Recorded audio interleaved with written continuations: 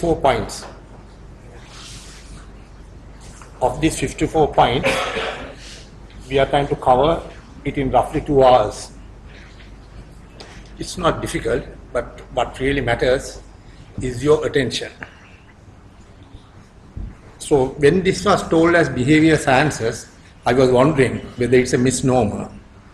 But now I find you behave, all the actions that you take in one's life are behaviors, like making decisions, being leadership, motivation, conflict resolution, or whatever. So the process would be, I would like to know how best that I can communicate with you all. How many of you all are Muslims or Tamils? Any Muslims or Tamils? Now by any, I'll be able to tell certain things in Sinhalese, but I'm not that fluent in Tamil. So we'll try to learn as a group. So if there are any problems, I would expect you all to tell the people what sort of terms that you can use. We start with the same thing which we happened the last 2 years, results versus performance. We will not be talking anything outside the topic for the next 2 hours, except this. This is a story that I tell when I start, that there was a man by the name Appuhami in Kalugannawa, a drunkard, a womanizer, and a man who drives a CTB bus at breakneck speed. What happened was he ultimately went and crashed and he died. Concurrently, there was a priest in Negombo called Father Pille, who was a very pious Catholic priest who serviced the people for more than 40 years, and he also died. So when these two people, Father Pille and Appuhami, went in front of God, God interviewed the CTB driver first. CTB driver was wearing a sarong, unshaven, and uncombed hair. So he said, yes, Appuhami from Kadugan. And he said, my son, take this golden robe and the portals of heaven are open for you. So he went with a golden robe to heaven. Now comes the priest. He says, Father Pille, yes, from Negombo, right. Then he says, Father Pille, I'm giving you a cotton robe and you can still go to heaven. So the father was a bit confused as to why the Catholic priest, after all his hard work, is given a cotton robe and this good-for-nothing man is given a gold robe. But he was scared to ask God. Finally, he developed courage and asked God, why should I get a gold robe? Robe. So the God said, it is results, my friend, it's results. Now still the Catholic priest was a bit confused as to what it means by results. So he again gave up courage and said, God, can you please explain? I don't understand what you say. He said, Father Pille, when you were preaching in the church, everybody slept. But when Appuhami was driving, everybody was praying. So I feel that Appuhami has done more good than you, and that is by the golden robe. Now this is not a joke, because this is the theme that I intend to follow during this exercise. You all want to cross a hurdle, so I'm only interested in getting results. So the theme of this would be results and performance. So this is an exercise that we will take for 2 hours. And in the 2 hours, you can get a maximum up to 25 marks, provided that you will have attention and you will understand. If I put it in Sinhalese, it is Apadanya and Avabodha. The structure is very easy. What I had given you, we go through one by one and tick off. I'm not going to tell off a slide. I'm going to tell a slide after I speak to you. So that first part I want you to listen.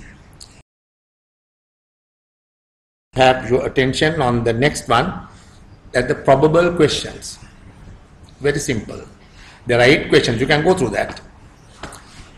The question that we will set at the end of the proceedings would be one of those with a slight variation of either the terms or whatever, but basically it should be one of these. So the path is very clear. You know the questions. and we will tell you the answer that are in this little handout that I give you. You can communicate me at any time because I am an unemployed person. I have given you my telephone numbers and my email addresses. No issue at all. Communication between each other till we sit and get through the exam. So you really don't have to go through these questions. You have that in the paper, and we get to the next one. Now this is very important. When you look back, we are trying to analyze the last year's results. 656 odd people sat for the exam, and 369 attempted this question on behavioral sciences. Roughly 70% of the people got marks more than 50 and they got through the exam. The 25% who attempted the question didn't get over 50 and then they failed. So the structure is very clear. You have 2 hours to listen and you know the questions and the answers are given. So what we require is your attention. You can disturb me at any time and question me. Now before we get into the lecture proper, I would like you all to get yourself accustomed to a small exercise that we do to get your mindset geared and concentrating on this effort. Have any one of you all done this before? No, that's good. So I would like you all to concentrate on these 20 items for 2 minutes, and then we will switch it off and we will get you to write those items. Much you can remember. The time starts now. 2 minutes. You can remember in any way that you like. You can memorize, you can have some sort of significance to what we have told, but try to remember these 20 items.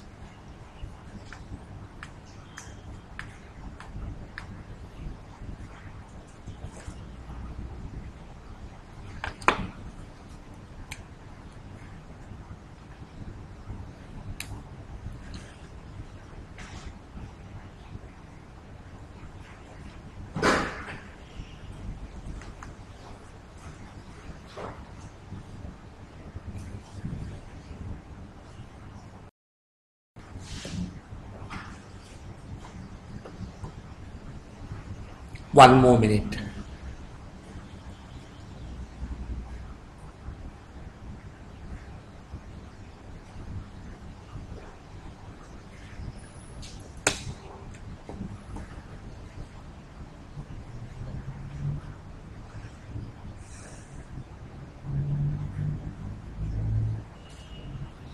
Thirty seconds.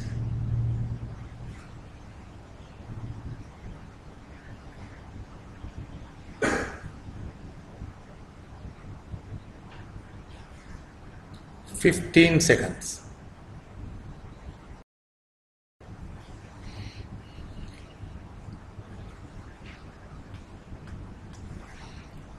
Right. Now, what I want you all to do, without looking at your neighbor's paper, write down in that order of sequence, 1 to 20.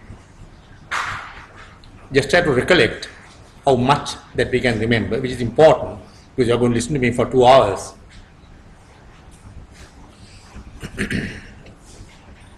For that, we will give you 1 more minute. We are going to waste only 4 minutes for the whole exercise.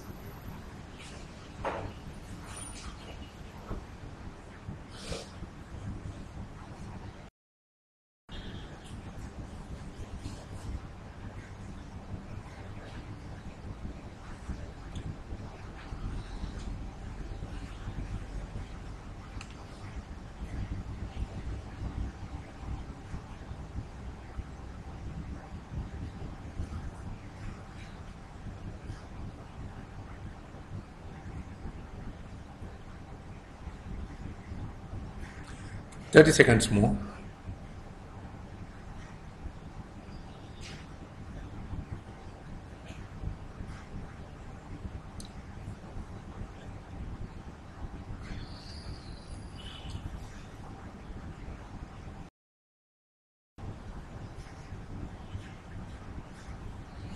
Ten seconds.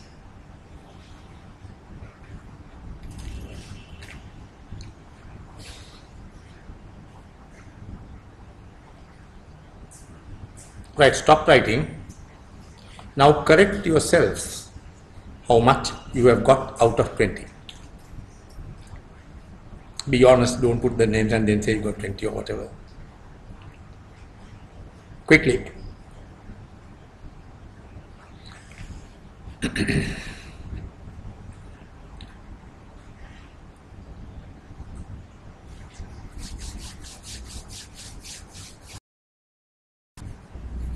Anybody who got 20 out of 20? No. 19?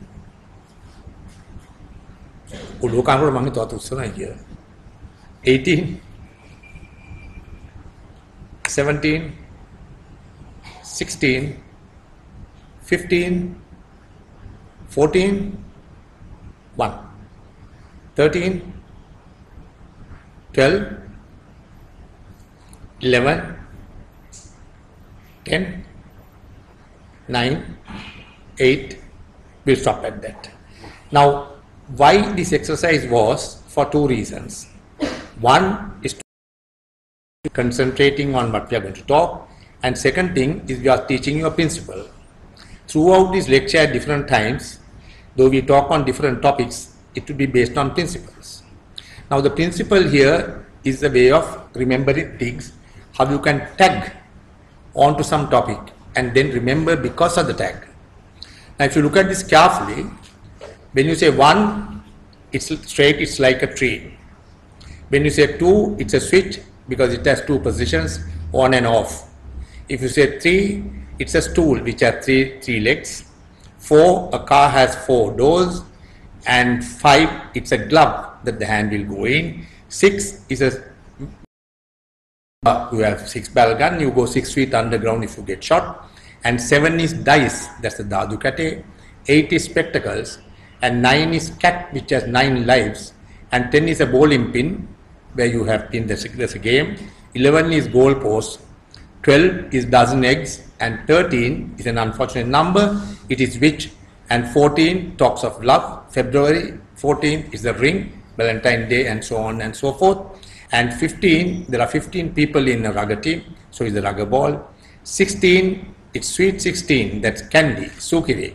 And 17 is a magazine by itself, which is 17. 18 is the time that you get your vote, franchise, and that is the poll. 14 is a golf club because there are 18 holes and 1 left. And finally, 20 is a packet of cigarettes. Now, if you can concentrate on this, now this is how you must remember what I am going to talk to you for the next 2 hours. Because it will be like drinking whiskey. Most people drink whiskey with soda, but this will be a concentrated effort of 54 points put into, which is difficult to understand, which I am fully aware, but I will try to make it as easy as possible. One question, am I too fast? Am I too fast? I can always slow it down. Fine. So when we talk of the 54 topics, I want you all to tick them off one by one. Now we are in analysis 3 and we have thing called ADD. Now ADD is what you call attention deficiency syndrome.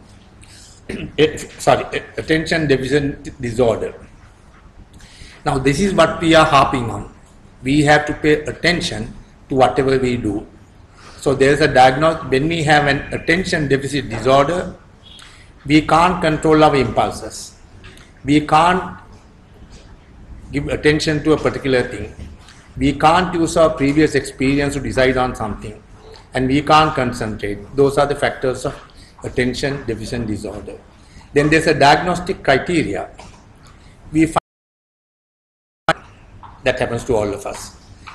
There's a B paper, but we say we'll start tomorrow, we'll start day after tomorrow, so we are finding it difficult to get started. Then the second thing is, having got started, we can't get ourselves organized to do a particular thing.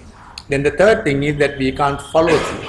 We are not be able to use our previous knowledge to learn more things. So the process that we will follow would be that every time I talk about 5 slides, I will show you the slides on paper. So next thing is what I would consider as communication skills. Now these are one of the most important things. What you have to remember is that when we are born with our mouths open and eyes closed. අරගෙන ඇස් වහගෙන ඉපදෙන්නේ. And right throughout our life, we try to reverse that mistake of nature by trying to keep our mouths closed and eyes open. So this is where we say we tend to not to notice things, failure to notice. So what we will do is we'll have to remember that communication is a skill that anybody can, everybody can't, anybody could develop. There are 5 types of communicating. This is one to many. If I am talking to one person, it's one to one. And if we are taught in school to read, write and speak, but we have never been taught to listen. If you recollect, we have never been taught. Listening becomes the most important part of communication. And today what I want you all would be to listen. There are 5 ways of listening. One is you can ignore me. I won't even know. It's your own future. It's on your fate. You can selectively listen to me. You can select certain things that I say and not ignore the others for so many reasons. Maybe the difficulty of the language. Maybe I'm not good enough to convey my thoughts. And the third thing is you can listen to me attentively. Very carefully you will listen, but you won't understand. That's because of your individual literacy level, or you don't make an attempt to understand. And the last thing is you should listen to me empathically. Now that's the word. Now there are key words that we will be telling at every turn. The last line of this is empathical listening. I want you to listen to me empathically. In the same way that if you go for a cricket match, you will see 2 people are batting in the center, 9 people are watching very carefully. Why? What are they watching? Where the ball is going, how fast the field is, what are the lapses on the part. That is, they are on the same plane as the people in the center. So I'll beg of you, this I do as a hobby, that you all must listen to me empathically, and we must be on the same. Now that we have come to the 6th slide, we will go through now we are listen to me. The next thing would be we will be able to go through one by one. You can just skim read through. What is attention disorder? We can't focus attention, we can't control impulses, we can't organize thoughts. These are all in this little leaflet, so you don't have to write anything. Really, I intended to give you this when you all are going, because I don't want you all to do anything else other than listening. Then you have the different types, the diagnostic criteria. You can't get started, you can't get organized, it's underachievement feeling, and you can't do few things simultaneously. Now this is, we have in our brain a place called the frontal lobe, and in that place you have a part where it develops only when you reach the age of 25 to that area. It does not mean that when you become 25, with the chime of the clock at 12 o'clock, you get this. No, you don't. But it's what you call maturity. So the attention deficiency disorder is something that we have in the adolescence that will fade off when we reach around 25 years. In other words, it is the transformation of a more matured person from a Madhavikara style, where we drive fast, we take all type of risky decisions. So that is the transformation. So you understand this concept that we should have if you are going to get that 25 marks at the end of the day. So what we require is your mind should not be anywhere else. It must be 100% concentrated on this. But I told you the different types of communication skills. Just to go through that. Now you are listening to me, now you are seeing it. Reading, writing, speaking, and if you are listening, the different types of listening. And now concentrate on this picture. Now you find the value of time depicted by this. The time is a yardstick that we measure, and time becomes important to different people. For 100 rupees, he might think twice and say, no, I don't have money. But if you go and tell your friends, but can I talk to you for 5 minutes? He will say, come. But that 5 minutes will be 30 minutes. So if you think of your professional time that you spent on this man, it is more than that 100 rupees. So in other words, the time has a value and the time has a yardstick depending on the context. Now, this is also one of the factors of the behaviors, how you would manage your time. So to understand the different aspects of yardsticks, I want you to look at the picture on the left, where it's a student. Year, because you crash 1 year, you go to the next class. So his yardstick is 1 year. The second one is a pregnant lady who is about to give birth to a premature baby. So for that lady, 1 month is like million years from the time the childbirth takes place. Because that month is very important to her, and that is the yardstick of time for her, which is important. Third thing is you have a magazine, a weekly magazine, where for the editor, a week is the yardstick, because once the week is over, it becomes history. Then the third things for this day, I have taken so many examples.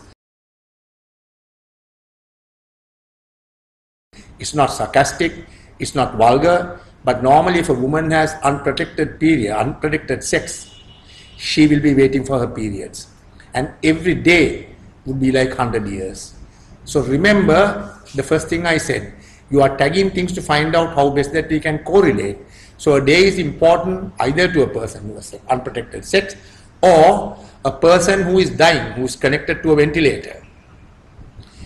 For the rest of the family, every day is a torture. Every day is like 100 years. Not that they want the person to die, but it is that the day is become important. Then the second thing is an hour as a yardstick. Girlfriends, hour is like 100 years. So your yardstick of time, if you're young and if you're a lover, would be for 1 hour. Then the next thing is you miss a train by 1 minute. If it's a Jaffna-bound train some years back, you might have to wait 1 more day. So in that sense, the yardstick of time in missing a train is 1 minute. You can either meet with an accident or you can avoid an accident merely by a second. That means a second would be the yardstick of time to either meet or to prevent an accident from happening. And the last thing is 1/10 of a second or a millisecond. Whether she is going to get a bronze, or whether she wants to get a silver, or whether she wants to get a gold. In other words, this time factor has different contexts at different levels depending on our situations. Then we talk of time management for a short spell. There are 4 generations of time management. You don't have to concentrate on this, you have to concentrate only on the 4th generation. And also I would like you all to use your day-to-day life, your practical experience when you are listening to me, so it will make it much easier to understand. How many of you all are married? When you all leave your houses, your wife or your servant woman will say, "Maatya me baru tika gain." You very piously write these things down. Then your wife will say, "Laundry again, something else, something else." Your child will say something else. But by the time you end up, you will have a list of things. So the first generation of time management is where we look at lists. There are advantages, there are disadvantages. Advantages, you don't have a time schedule. You go to your office, you find what's the best time that you can attend to these, and you will attend to some of them. By the time when you come back, your wife will be jumping on your head. Now that is because so many things have slipped. So the disadvantage of time management, first generation, is things are falling without your knowledge. The second generation time management, you will have time schedules. If you are the boss of a place, you will say, "I have an appointment with the minister at 5:30. So till 5:30, that man is not doing anything else. He is waiting. Or he given an appointment to somebody else to see the general manager at 5 o'clock. Now he is waiting. He is waiting for this man to come. The man is taking his own cool time. Now by the time the man comes, he had wasted half an hour. And also during that period, no one can go and see him. He gets secluded. He gets cocooned inside his office. And he says, "I have an appointment, please don't disturb." But you're waiting for that half an hour for that appointment. Now that is where you have the second generation of time management. You get away from society and you have no time for people. You become one to yourself. Then the third generation of time management is where you are planning for a day, one day. It depends on moments. There are two basic things on this. One is attention. Now say you go home and your small son comes and tells you are reading your papers with a coffee. Your son comes and tells you, Tati, come, I want to show you something. You say, Puta, let me read the papers. I'm dog tired. Just let me read this. But again the son will say, Ayo Tati, come will you? I want to show you something. Now again you are saying you are not going to move your. Third time he says, Tati, please do come. Now the Tati gets up and he goes to the room. He asks the son, what do you want to show me? There is nothing. Now what does he want? He wants attention. Now this is an important thing that you remember when you are in office. What people require is not to find out, you are wearing a nice tie. That's not attention. Attention is to make you feel that you care for them. Example, there's a guy whose son meets an accident. He gives you a call and says, accident. You will look at the time and say, now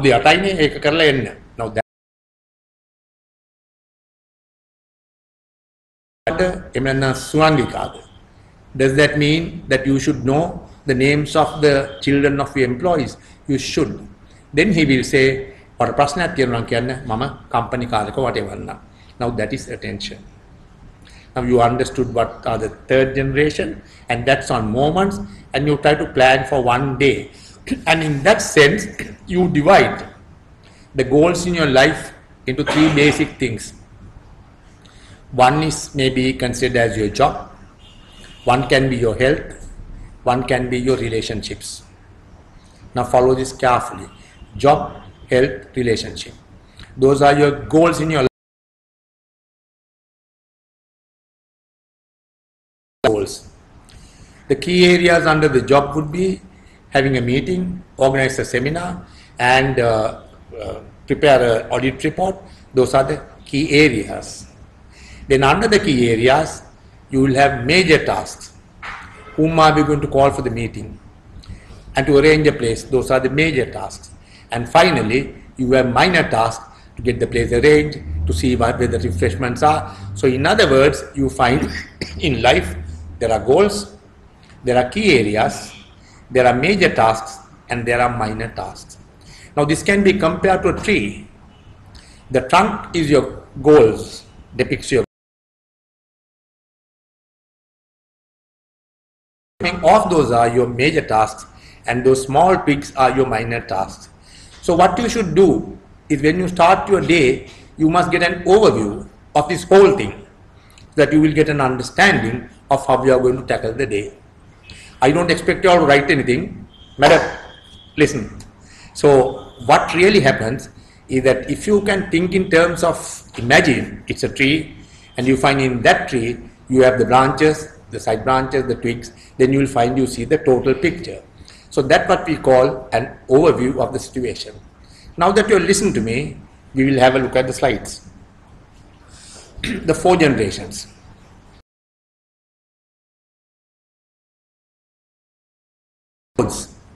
We iron, and if the clothes are not getting ironed properly, we put some water, and if that is also not happening, we put some starch. Now this is the second stage. We are putting some water and iron to get it into your system. 4 generations. Third generation, we are looking at moments. You are planning for one day. The 4 levels, the goals, the key areas, major tasks, and the minor tasks, like the twigs of a tree. Pictorial representation.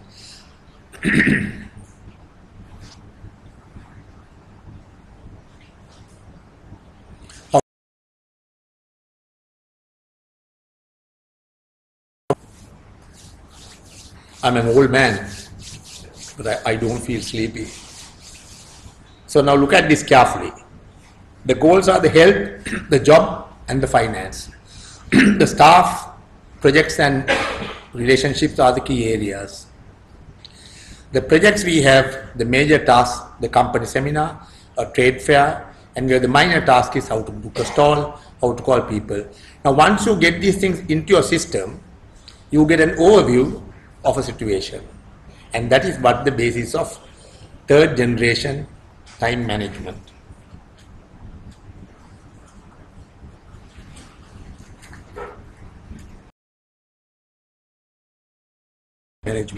You can tick off these things one by one. Before we come to the fourth generation time management, since this is a behavioral science, we have to have an approach to life in a different way. How many of you all have seen James Bond films? Dr. No, Russia with Love. Anybody seen James Bond films? Good. Only one? Two. Good. Now James Bond, when Sean Connery was acting, he gets chased by Russian spies and he goes underground, underwater, and he has nuclear effect in the water and he gets chased by the Russian spies and he gets shot on the bum. Now, shot on the bum, he will not say that. But how would he come? He will come in a dinner jacket and he will come and say, my name is Bond. Now that's the type of approach that you should have towards life. Now when you all go home, this is not only a lecture for the B paper, this is for life. When you all go home, the first thing that you either tell your husband or wife is an andonava, that poor man, the spouse will get sick and tired of you. But what if you will say an encouraging thing? Now the mostly people are classified into pessimistic and optimistic people by experience. Some people ring early in the morning and tell about a few.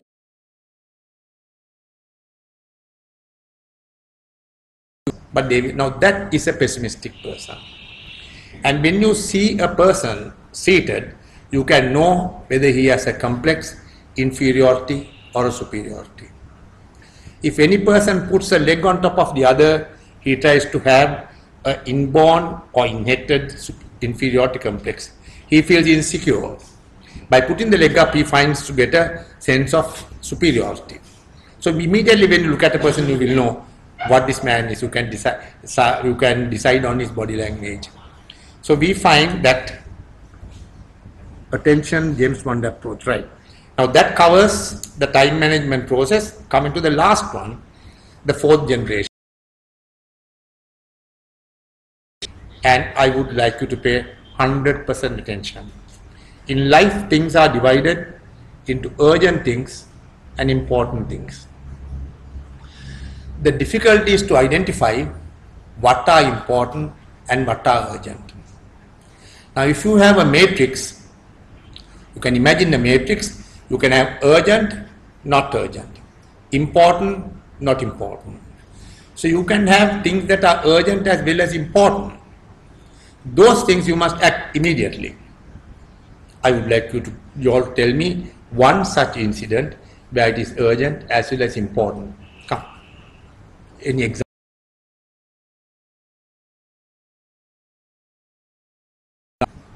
Think, come on. A gynecologist going to deliver a child. It's urgent, it's important. Now those things you have to do. There's no choice. But for some people, everything is urgent, everything is important. Now those are the people who will get stressed out. Those are the people who will get burnt out. Those are the people who will not be able to heal. They will be on a cat on a hot tin roof. By the time the day is over, they are fully stressed. Why? Because they thought everything is important and everything is urgent. This is quite a common factor in the Sri Lankan culture, particularly when you go to a middle-level management. Just to show everybody else that you are important, just to show everybody else important and everything as urgent. Now that is one thing you should avoid. Then we move to the second quadrant, where things are important but they are not urgent. So ideally that is called as quadrant 2. Now in the quadrant 2, we try to enlarge that. We will try to plan out in what we have to do before a thing becomes urgent. An important thing we will do before it becomes urgent. Now that's the most important thing. How many things in life are important but we wait till the last moment? Always remember, Normal post is cheaper than DHL. You can wait till the last moment and send it by courier.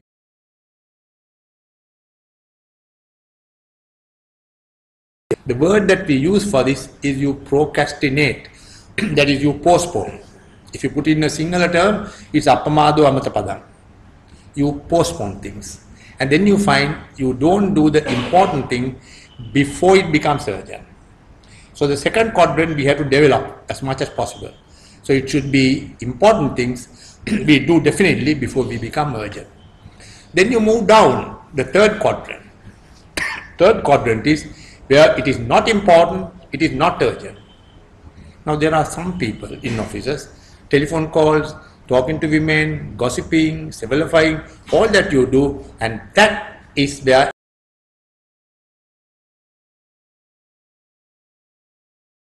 the same place in an organization.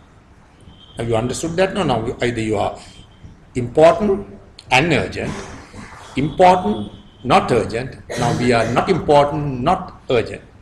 Then you find the fourth quadrant. These are urgent but not important. Now you walk into your office. There are so many things that are urgent, but they are not important. They are not important from the point of view of you as a general manager, deputy general manager, general manager, whatever. They are urgent, but they are not important. So what should you do? You will delegate them. You are not going to waste your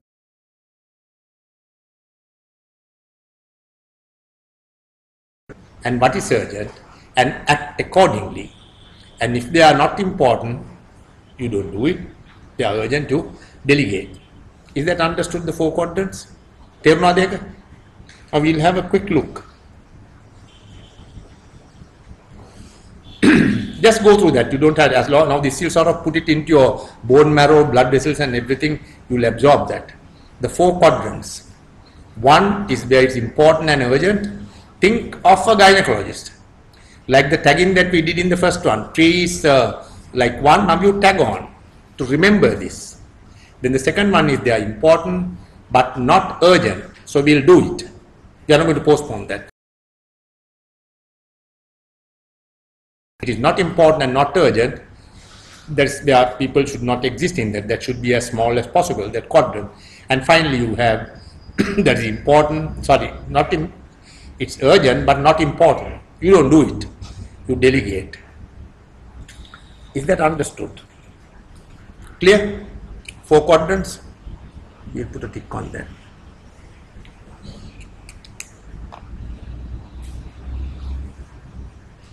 Don't worry about this. Now we come to the next topic. Up to that point of time, did you all understand a very vague idea on time management? What's important? The fourth generation. The effects of time on life, because finally time is life.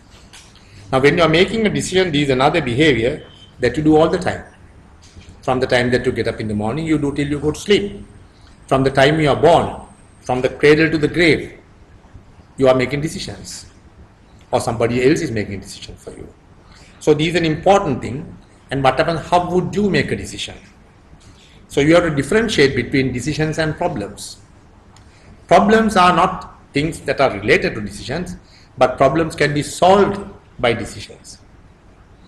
Now problems I may categorize into 4 different types. That is called, and the 4 types are, one is called Eka answer.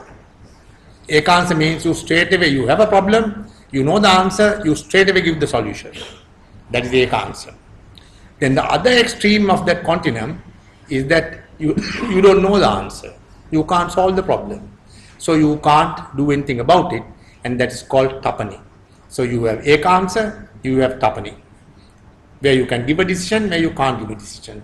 Then in between these two, there are 2 other types of problems. One is which is called Vibhaji. Vibhaji is where you analyze into different sections. You have a problem can be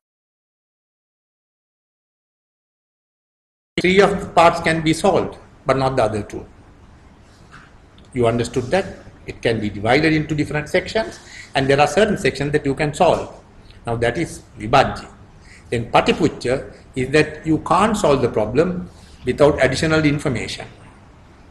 Example, you go to the doctor and you say you have fever of unknown origin. The doctor will say, get me a blood test, WBC done, FBC done, ESR, so on and so forth. Now what is he trying to do? He is going to gather more information. So patipuccha, in other words, is to solve a problem by getting more and more information. So just to go through that, different types of how you solve a problem. Then when you are making a decision, sometimes you are scared to make that decision because of the present situation, because of the future situation, because of the fact that you may not know whether it will be acceptable, whether you will be able to materialize the decision. Then sometimes you get the fear of the unknown. You don't know what will happen. You think it will fail. You think there will be opposition, and you think that you will not be able to go through that. So really, before you make a decision, you have to find out the different options that you have, and you have to analyze each option and to see the pros and cons, and then select the best option. So that's basically the concept of fear of the failure, and also you find that being not acceptable and being you don't have the available resources to decide. Sometimes certain things you are forced to, depending on the type of decision that you are making. We may classify the type of decisions into 5 types or 4 types. One is called strategic decisions. Strategic decisions are where you have a long-term plan and you decide what will happen to a company or your organization in 5 years' time. Then you have operational decisions. Your generator falls, breaks down, then immediate, that's an operational decision. Then you have decisions that you will have to problematic, that you can't solve, you have to get people to assist that. Then you have consultative decisions influenced by learned people. So those are the basics of making decisions. So we will go through the slides. Present situation, future situation, availability of resources, acceptance, and the feasibility of options. Operational, strategic, I forgot 2 things, routine and urgent. Now whatever decision that you make, like approving somebody's leave or signing something that is to be a gate pass, those are routine ones. Urgent ones are the things where your boss or the superior will tell you to say do it. Then when you are making a decision, you have a factor. There is pressure on you. It's always not possible to make the correct decision. These are the factors that affect decision making. Strategic.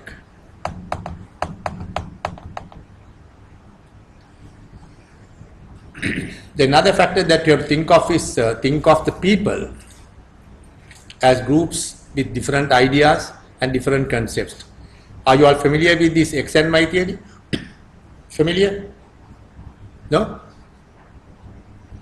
Now there's a guy called McGrath, and he said X, he thought that everybody is dumb, everybody has to be told, everybody has to be directed, and they can't do anything of their own. So if you are going to make a decision with people of that caliber, you have to tell them people can think for themselves. People will be able to decide. People will be able to analyze, and people will be able to take a decision by themselves. So depending on the people whom your decision will affect, you will have to consider making a decision and what you should tell them to do or not to do. There are 4 different approaches. Authoritative approach. That is, if I am the boss, I come to a meeting and say, this is what I want done. No questions asked, do the bloody thing. Now that is authoritative. You don't give half a chance to ask the people your views. Second thing is where you find, I will come and tell you, we have a problem and this is what I and ask you, what do you all think? How would you all react to this? That's the second type. Third thing is he will say, we have a problem, but can you all come with your suggestions so that we can come to a compromise? Now you're asking, that's a democratic one. Then finally, if you're a lazy boss, you can tell there's a problem, you'll bugger solve it and I go off and palm it off completely and you go off. That is not democratic. So there's a range between authoritative and democratic, and you find that varies depending on the people, whether they are McGrath X type or McGrath Y type, or how would you tackle that. But if at a conference you have all dumb people, then you can't tell them, you decide for yourself. No chance. So what sort of decision, what sort of action you should take to tell them what to do or what not to do. So the democratic or the authoritative approach will depend on yourself and also on the people on whom you are giving instructions, orders or whatever. Is that understood? So you have McGrath X and Y and you have the authoritative and the... Then there's another two type, thinking approach. Thinking is you think of your subconscious mind, what has happened before. You are thinking. It's not intuition. It is not your gut feeling. You think with your past experience as to how best that you can make a decision. So that is how you say that for that sometimes what they say is judgment comes from experience. Judgment comes from experience. But experience comes from bad judgments. See the anomaly. So if you have made bad judgments, and if your subconscious mind need to go through that, and you're thinking and trying to get it into this system, then of course you're making the wrong decision. Then the intuition, making decisions by intuition, is where something tells you to do it, but you can't explain what it is. Or I have a gut feeling that this is how we should do it. You can't explain. So whether the decision is correct or wrong is a different matter, but that's another way of making. Understood?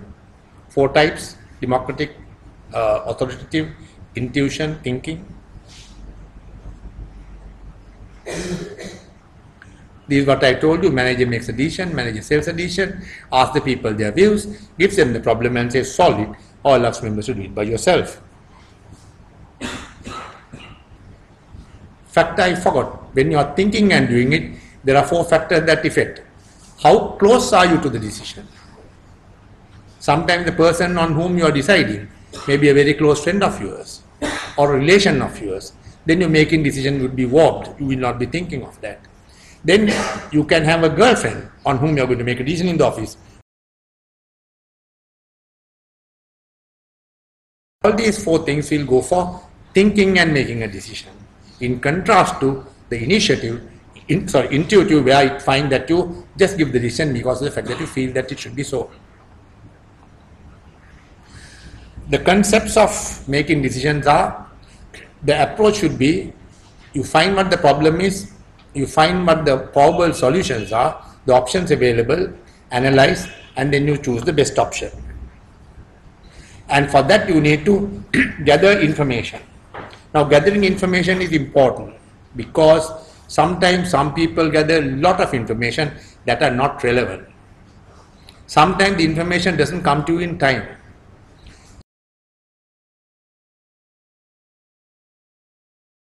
100% certain that the information is accurate, it is adequate, and it should come in time, and you should be able to analyze that information before you make a decision.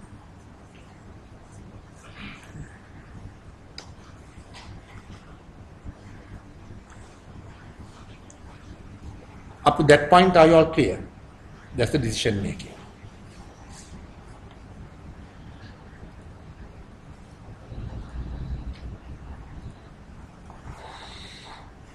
Third topic.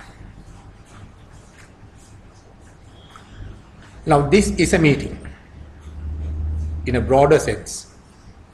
There are at least 50 of you all.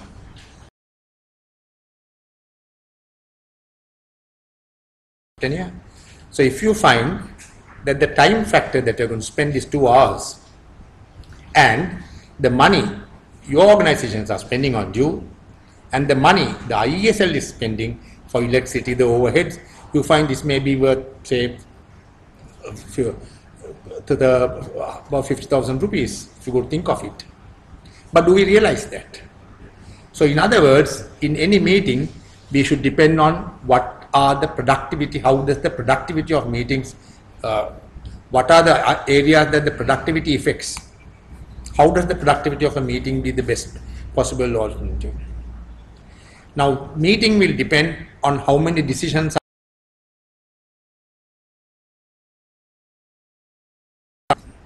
you sit down, you elaborate, you make a lot of noise, and then you drop the matter. No decisions. There are so many reasons why there are no decisions. Sometimes the most important people that can help you to make a decision are not present. Some people feel to have a large crowd to have a meeting, so that you feel a sense of security, that I am the boss, so many people are under that. Now that is not relevant. So in the meeting you should have the number of people that you should require, and only that number you should have. Then there are three parties to a meeting: the chairman, the participants, and there's a secretary. Now the chairman and the secretary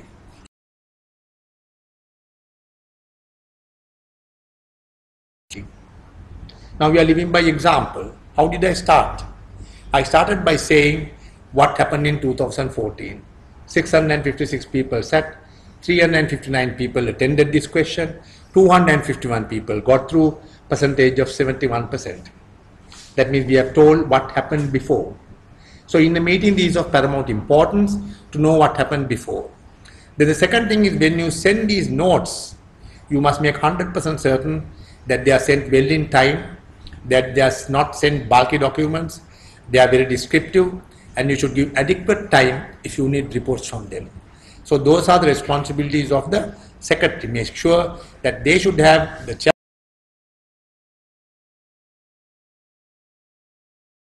you are going to do. Then once the meeting is on, you can't allow people to have separate meetings in between the people. You can't afford to have crosstalks. You can't, there are some people, because of the fact that they are fluent in their languages, they will stand up in a meeting and talk the whole day through. Will not allow anybody else to talk. That is because of the fact they are fluent in their language. Now that type of thing, the chairman should be very careful to make sure that you do not allow that to sort of dominate a meeting merely because of the fact, not that they are knowledgeable, but because they are fluent in their own language. Then the second thing is, the chairman himself must be unbiased. That he has all these factors, he should be able to conduct a meeting, and then finally once the meeting is over, he would be able to send minutes of the meeting, not 2 months later, not 3 months later, but as soon as possible. So basically, when you are having a meeting, these are the criteria, the guidelines that are left: the chairman, the secretary, and the participants. And the participants, when they come for a meeting, they must be prepared. They can't come there and then look at what you're talking about. I give an example. In the last lecture, President Rajapaksa had a meeting in one of these district development bodies. And there was a minister who was questioned about some land that is any attention. So suddenly he got from nowhere and said everything would be given, sir. Now at that point of time, Dasiri Jayaweera, who was there at the meeting, the president of the country he said, sir, don't blackguard the minister. I was having a joke with the minister. Now that's the type of thing that we should not have. Because the moment you find if there is interaction between people amongst the participants, then of course the whole thing fails. So what we require again would be, as what I started, it is your attention, it's your avadani. We'll go through the productivity, outcome, the number of decisions made. And if you take that is the number of decisions made divided by the number of people who are attending. And those are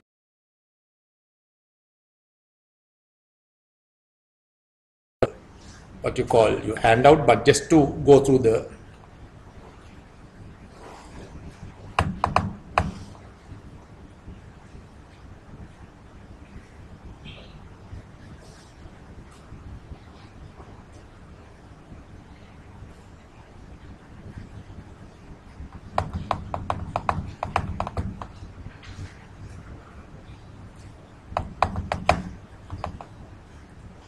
Don't look at the notes, just go through this. You are taking it home now? No issue. I want you to listen and then see two things of the human body that can act in harmony.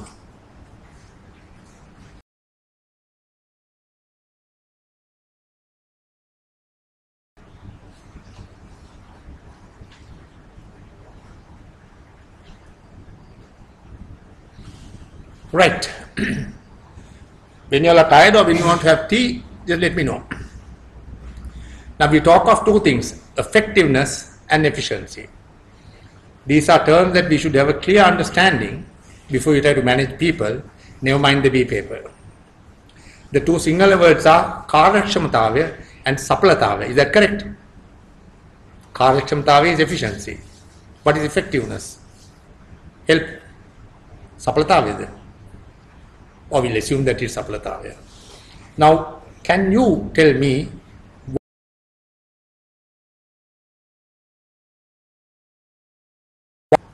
Professor? So give a vague answer so that we can, otherwise we'll all fall asleep. Efficiency. Karyakshamatavya.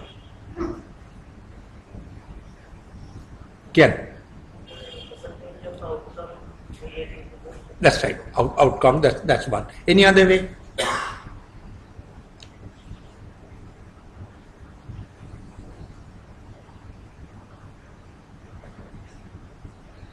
Anybody for effectiveness? What can you do? Sure. Effectiveness. No, give a wild guess. It doesn't matter. Participant is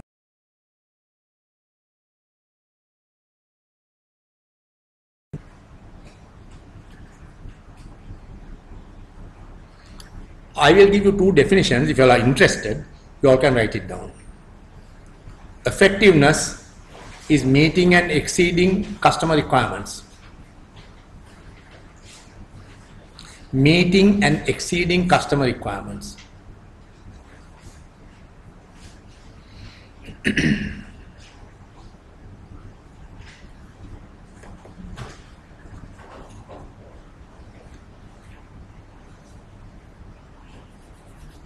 Whereas efficiency relates to the amount of resources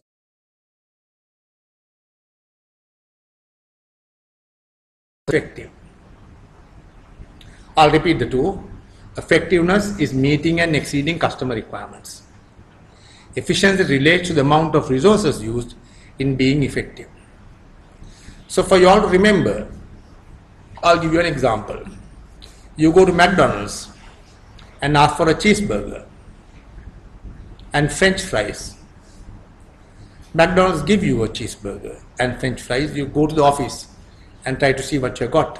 You have not got a cheeseburger, you have got a beef burger. And the French fries are soggy, so you get very angry. You ring McDonald's and say, what the bloody hell, what have you given me? I asked for a cheeseburger, you have given me a beef burger. And you're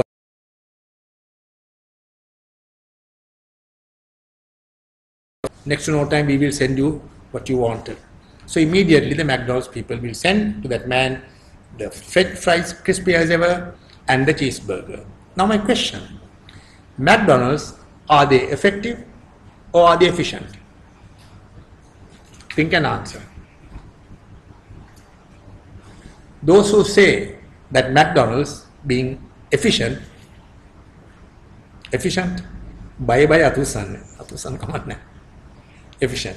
Those who say they are effective, so other people don't say that whether they are effective or not. Correct. The answer is effective because they have met and exceeded the customer requirements.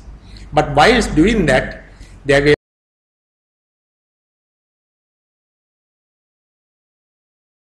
that I gave you. Effectiveness relates to the amount of resources used in being, efficiency relates to the amount of resources being used in being effective.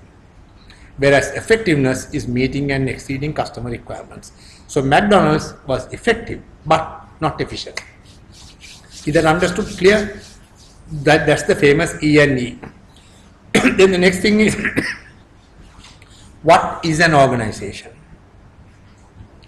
Now organization is the number of people working towards one goal.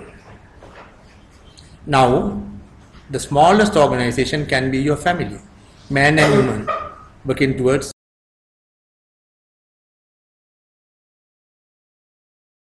You find all of us belong to some sort of an organization, whether it's the family, whether it's the electricity board, whether it's the water board, some sort of an organization. And also you find the whole world runs on organizations. So therefore the meaning of the word effective and efficiency in relation to organization is important, and you have to correlate how you can make an organization efficient and effective. Now there's a queen in Jordan by the name Rabina. She makes a good speech on leadership. She says that leadership is not something that you can buy from a shop. Leadership is not something that you have from the head. It should be from the heart. And when you decide something,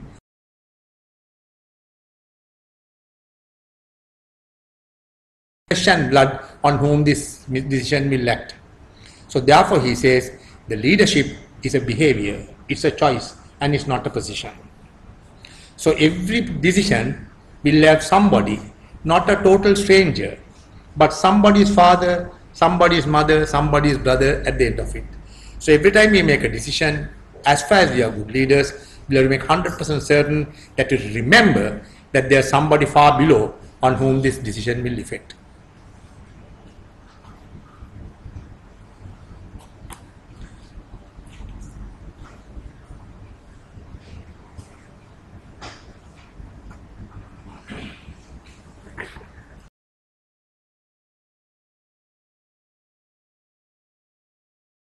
You don't really have to worry. Has anybody read a book by a chap called Stephen Covey on 7 effective habits? No? Never mind. So these are the habits that we can actually practice every day. I'll go through the habits one by one. First habit is to be proactive. Finally, I will end up in the 8th habit. But for you all to get an overview, we will go through the first 7 habits. First habit is where you will be proactive. The difference between proactive and reactive is proactive is you think and do. Reactive means you do without thinking. Example, you go to the doctor, those days, not now, they give you a knock on your knee to see the knee jerk.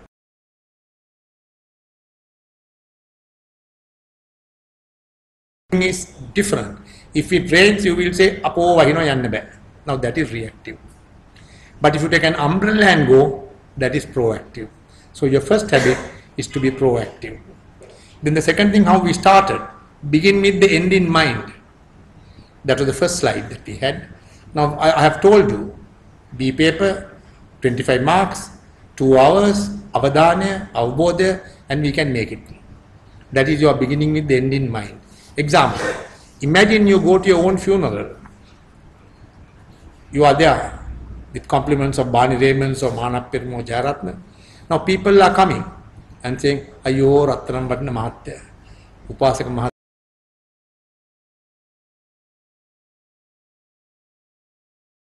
The people will say when you come to that. So in other words, the concept to remember, begin with the end in mind, it is not the funeral. When you join any organization, you should know what will happen to 10 years after. How many of us think like that? We tend to live a day-to-day existence. It's not planning, it's not ambitious. We should know what will happen to us in 10 years' time. What will happen to us in 5 years' time? What is my future? What am I going to do for my children? What am I going to do for my wife in that years? That is where you say begin with the end in mind. Then the third habit is you say first things first.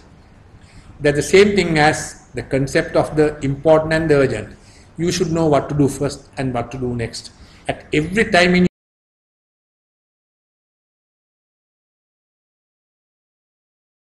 you are understood. Just go through that. Just listen. Seek to understand before you are understood. When you meet a person, we tend to talk a lot. When we give a call, we start talking without even asking, are you in a position to talk to me? That is what you say. You don't seek to understand before you are understood. If you tell me something, I must make 101% certain that I have understood what you are going to say before I open my big mouth. So the fourth thing is seek to understand before you are understood. Then the next thing is, fifth one is win-win. Now we have different types of situations. We have win-lose situations, we have lose-win situations, we have no-win situations, and we have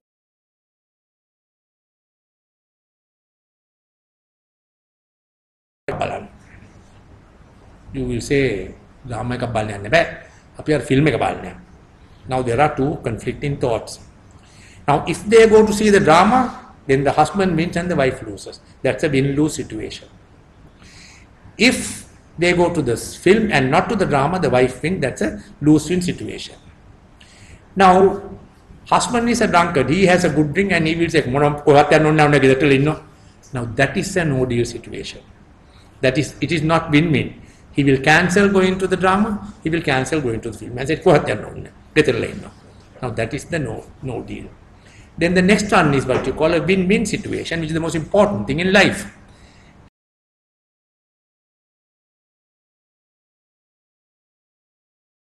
You try to meet everybody's needs and you try to accommodate. How is that understood? That's the win-win situation, win-lose situation, lose-win situation. Clear now?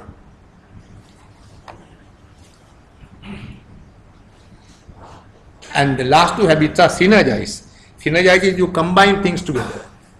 You find you can't do most of things by yourself. If you combine with people, you say synergize.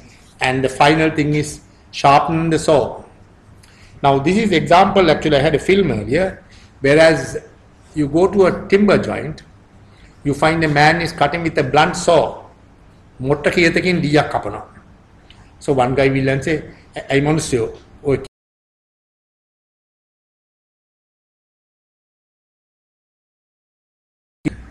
In life, every time that we do something, we have to refresh our knowledge, we have to refresh our thoughts, we have to refresh our technical knowledge. This might be the, without exaggeration, the 25th or the 26th time that I am giving this same type of lecture. But believe me that I take more time to prepare the 26th time than the first time. And that becomes sharpening of the saw. You become more fluent, you become more competent. And then now I will talk to you about where you have 4 different stages of mind in relation to this. One is called unconscious incompetence. Some people do not know that they don't know.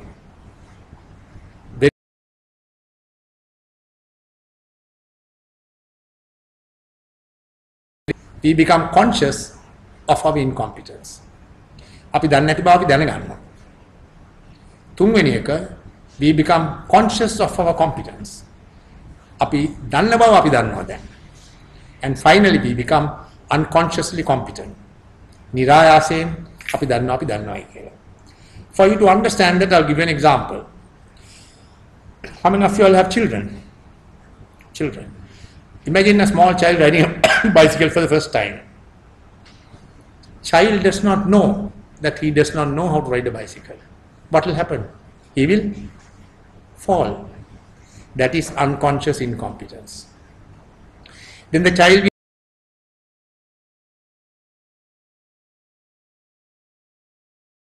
is incompetence. I'll repeat that. When the child gets onto the bike, he is unconscious of his incompetence. When the child falls, he becomes conscious of his incompetence. Then the child learns how to ride the bicycle.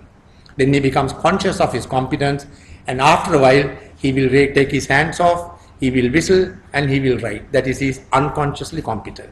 So in life, when you sharpen your saw in whatever things that you do, whether it's technical, whether it's conceptual, whether it's academic, you become more and more knowledgeable, more and more fluent in your thoughts.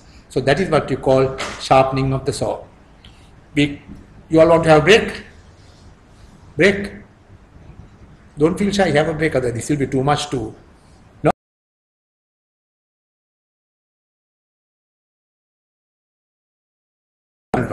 The same thing as Maslow's rules. It says find your voice and inspire others to find their voice. That's the basis. So we'll describe one by one. This item number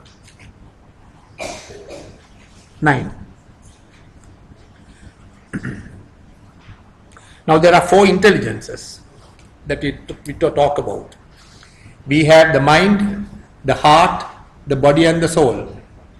And in the mind we say what you call, there are manifestations. We have the vision, we have a passion, we have the discipline, and we have the conscious. So we will try to elaborate that. Mind will have a vision. The body will have a discipline. The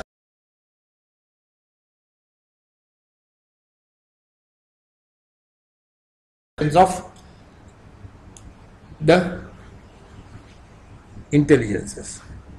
Now if you take the leaders, most of the leaders have a vision.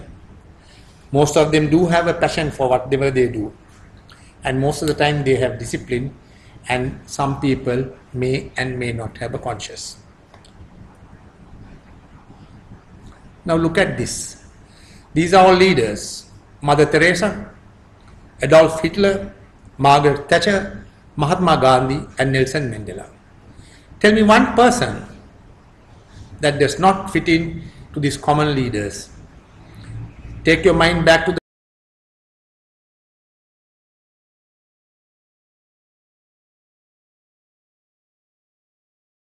what is not applicable is Jambu. In that sense, what is the one that is not in line with the other four or the other four? Come on.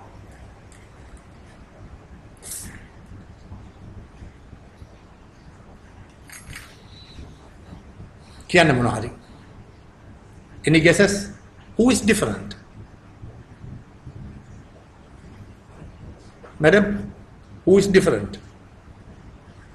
Yes, correct. சொல்லுங்க. Huh? Why? Any other guesses? No, it's not Mother Teresa. You can only guess 4 times and you got the correct.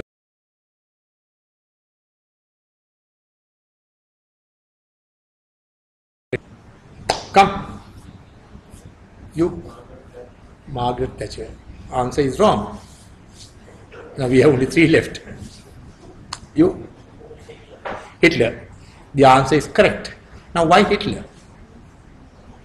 Now we'll have to find out. I told you there are 4 intelligences. There are 4 manifestations: vision, passion, discipline, and conscious. Now all these 5 people were disciplined. Hitler had the best possible army. Gandhi could bring the entire British Empire to his feet. He was disciplined, not elected, not contesting any elections. Margaret Thatcher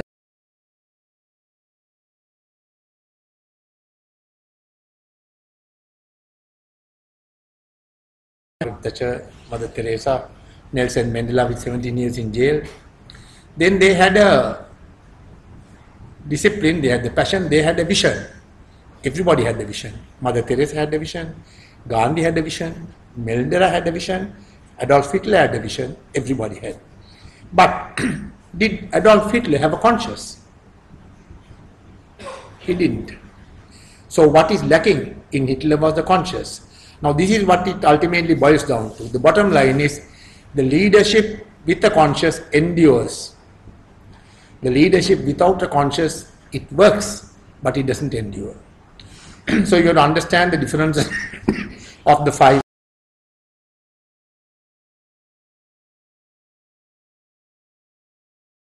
Endure. Now there is a difference between a formal authority and a moral authority. Can you all give any clue as to what a formal authority and what a moral authority is in your own words?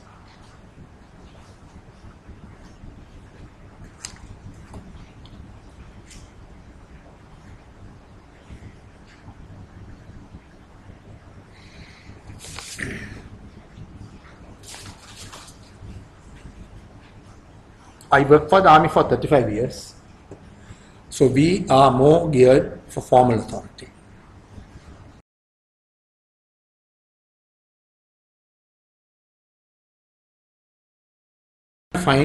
We'll try to define what a choice is from a leader's point of view. If we impose anger to a subordinate, he can do one of 2 things. He can rebel or he can quit. If we give them fear, they will obey you, but it's called malicious obedience. They are not blackguarding you, but they are blackguarding your mother. So that is what you call malicious obedience. Then you consider it as a duty. Then they have willful commitment they will be doing. Then you think of a reward, another choice. If you do this, you will get this.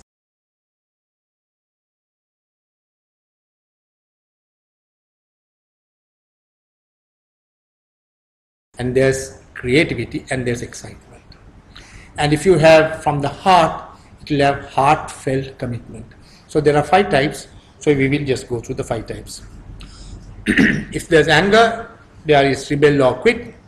If there's fear, there's malicious obedience. Reward is willing compliance. Duty, you cheerfully cooperate. And if you have love towards the job, it's a heartfelt commitment. And finally, it's creative excitement if you do things with a meaning. So when you are a leader, when you want to get something done, you have to make 101% certain that you have a combination of these things. And the first 3 things are moral authority, and the last 3 things are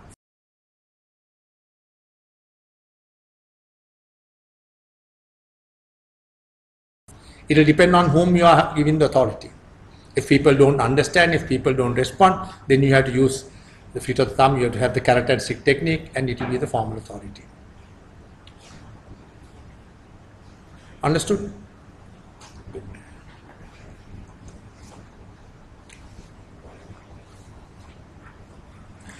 Now, if you think in terms of a vision, if you think in terms of a mission, now, vision I may consider is an awkward sentence written by a group of people which will find very difficult to understand. That's the vision. Whether it's IESL, whether it is telecommunication, or wherever it is, you find a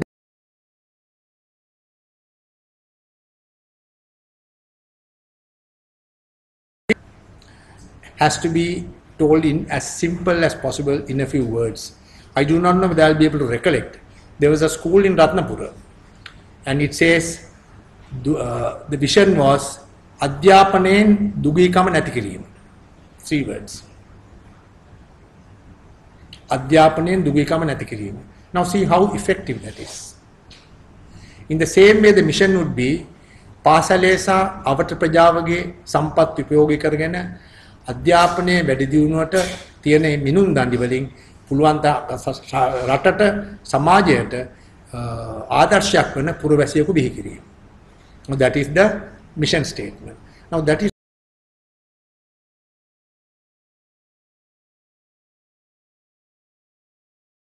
a very poor school with about 40 students. But the principal had written this, the vision statement and the mission statement. So the important thing is when we write a vision statement or mission statement, the whole organization should know what is our mission is. Now imagine if you are members of a football team and if you do not know where your goal is, and if you do not know what your role as the fullback or the center forward has to do, and what if you also do not know what the other people should do from your point as a center back, can you win a game? You can't. So in the same way, if in an organization, if we do not know what our goals are,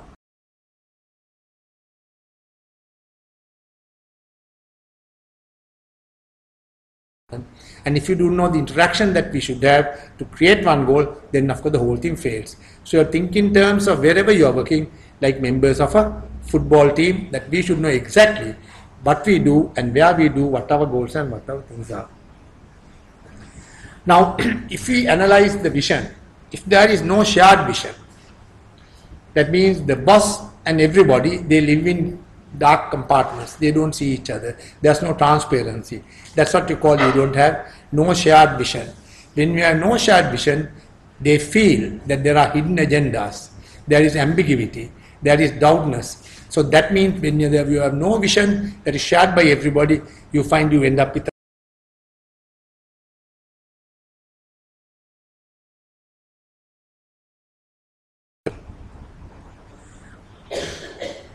then you find if there is no empowerment. I'll describe the word empowerment. Empowerment is where you get a subordinate to know clearly the potential that he has. That is, you are communicating to someone what his potential is. and you are telling them what he should do. That is, you empower the person. So when there is no empowerment, you will find that you have people, when you go to an office, you will see people are malingering, people are lethargic, people are feeling very lazy, and that's the type of thing when they are not empowered. You can see it by their body language. And when there is no alignment, you find one department will do something that the other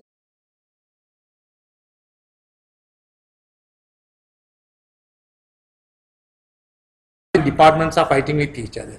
People in the department are fighting with each other. That is what you say, you have no alignment. Then you have alignment, you talk of structures. If you say cooperation is the structure, your boss will say, we will give you a promotion to the man who gets the best possible results. That is not cooperation. That is competition. So we should not combine the cooperation and the competition. The competition should be with other organizations, where the cooperation should be within the organization. So when you have structures should be combined so that it will have a smooth fly. And if they are not, then you will have to keep on adjusting the structures.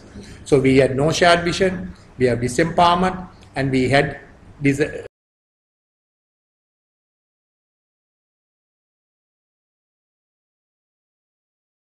In the boss, no trust in the organization. Now trust is the glue that combines all of us. In the moment there is no trust, you find people will feel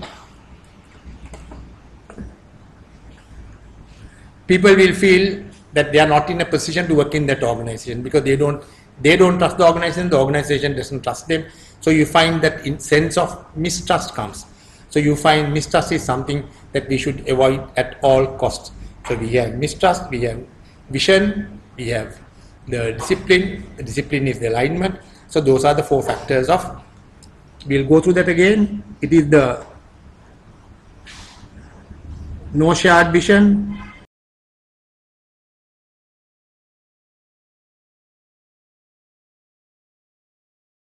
four stages of development, of evolving. One was the hunter age, hunter and collector.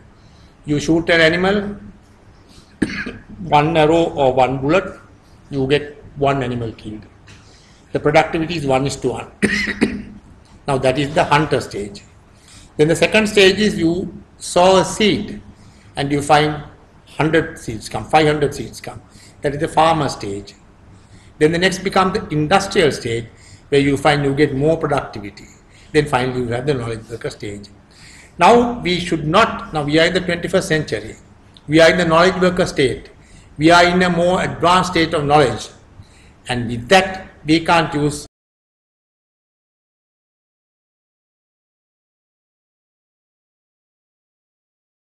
We will say, conscious, boss knows everything. You can't argue with him. So there is no conscious, there is no trust. Boss rule is final. Then for the vision, they will say, no need of a vision, we have rules. You just follow the rules.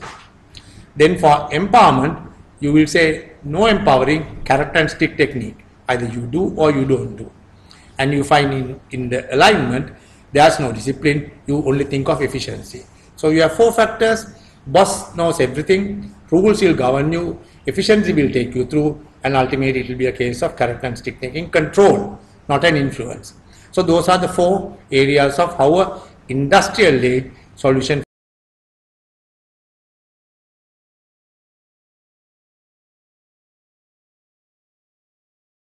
And you have modeling.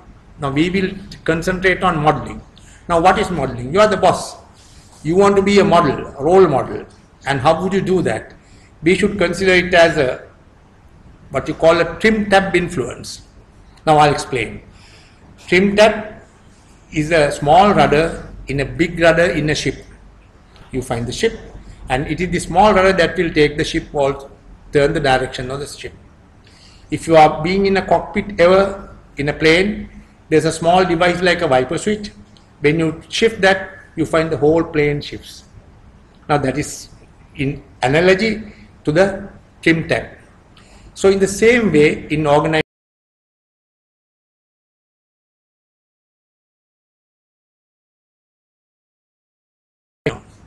who is in the passport office. Now in the passport office, there are 4 or 5 columns of people. When you go, you find a staff officer, your column like that. Then you find, they found that the number of passports given for a particular day was not enough. So big committee to find out how to overcome this situation. And they said we should have more staff officers, we should have a bigger building, and we should have more people, more whatever, more staff. So, but they were watching how in one particular block that things were happening very fast, and the number of passports produced were much more than the others. So they watched, and they saw this man by the name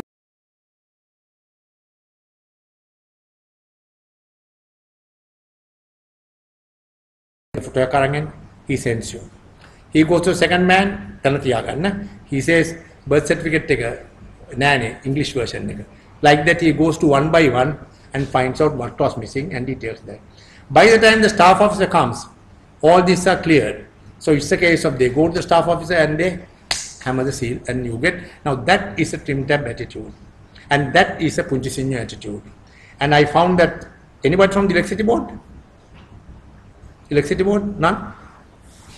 You all know Mr. Mohideen, don't you? So Mr. Mohideen had gone to the municipal council. He gave me a call and said, I found your Punchisinyo in the place where they pay rent.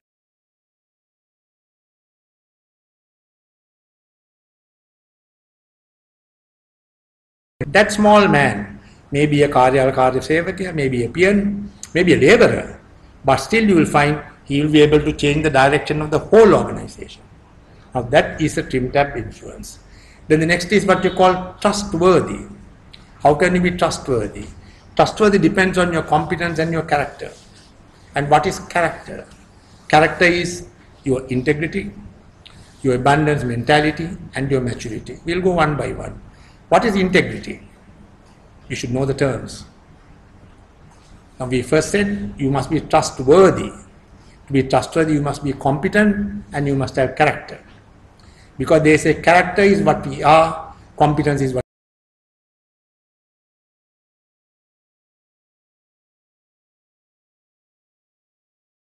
yourself and to keep to commitments of the others. So that is integrity. Then maturity is not like wine. You are 25 years old, you are not mature 25 years. So in the way that if you ask a person, how long have you been serving in the electricity board? He will say 25 years. Now he has 25 years experience. But really he doesn't have 25 years experience. He has 1 year's experience, which is 25 years old. So there's a subtle difference between that. And you find maturity is where you find you're mature, not chronologically, but by knowledge. Then lastly, you have what you call abundance mentality. Abundance mentality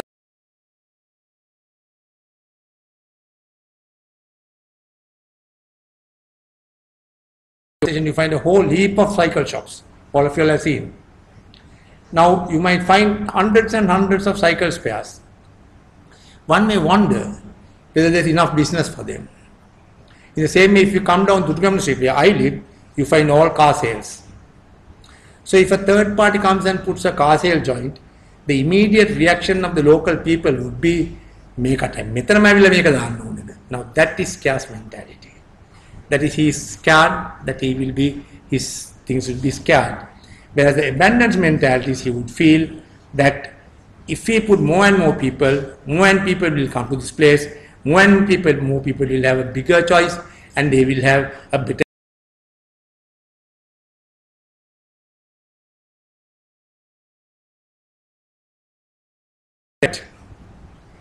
You must tick these things off.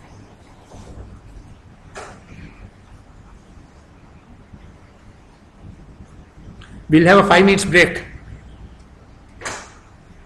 You all have tea or something, no? They didn't.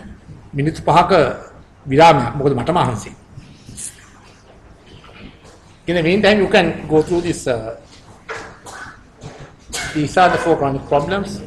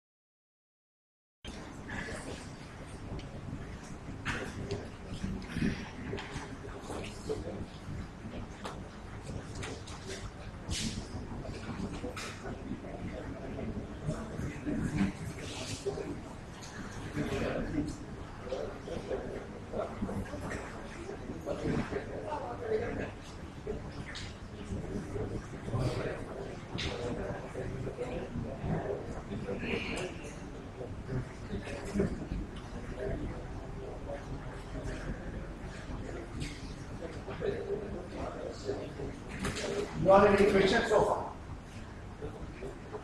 Questions?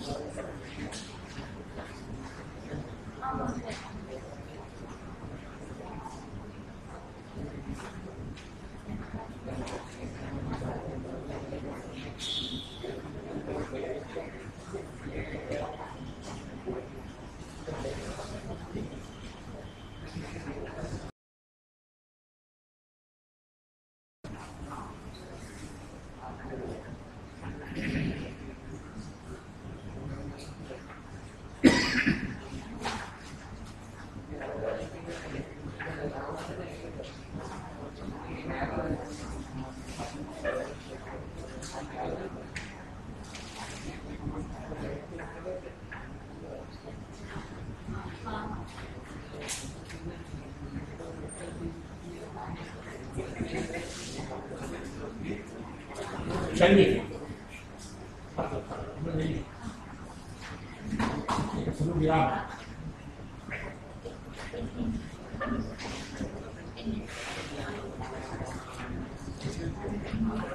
These are banana cutting.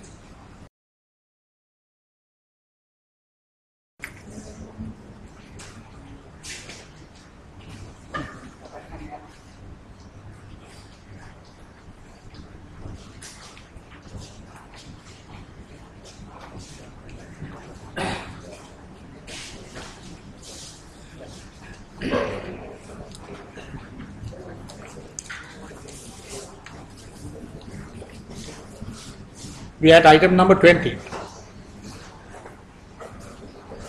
Long way to go.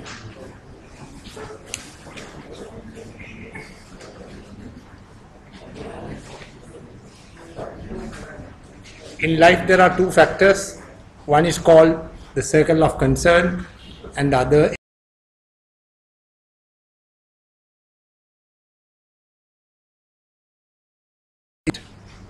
where a circle of influence is where you should be able to do something about it. That's the basic difference. And there's a part called of no concern. Now we'll elaborate one by one. You are living in a flat and in the opposite house there's a beautiful lady. So many people are coming in the night to see her. Should you be worried? No, because that's not your concern. So you understand that's outside your circle of concern. You find that staff officer or general manager who will come to his office. the people will be telling අලුතෙන් ආපු මහත්තයා හරිම හොඳයි. කාටවත් කරදරයක් නැහැ. 12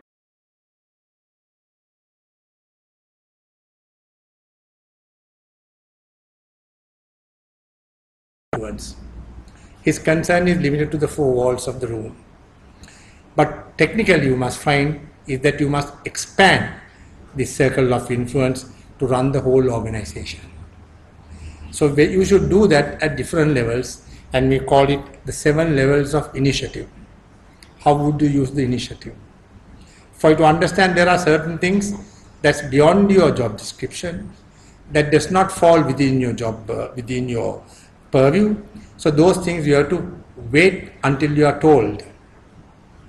Then there are certain things that is within your job description but outside your circle of influence. You have no influence, but is it within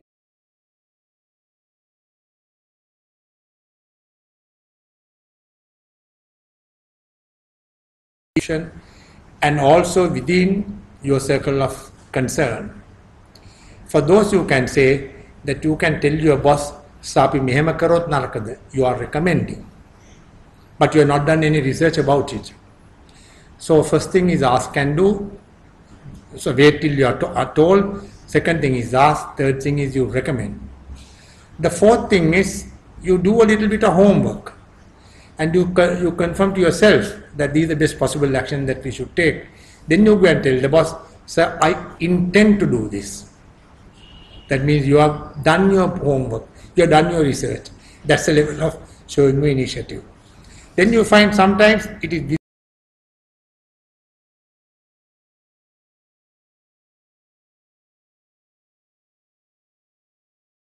periodically you should inform everybody else, that everybody else will know what you are doing.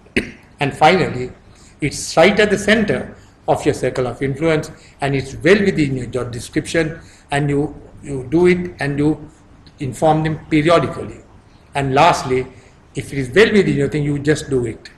So the 7 levels of initiative we have described, we'll have a pictorial representation. Wait until told, ask and do, make a recommendation, I intend to do it and report immediately, do it and report periodically, and you just do it.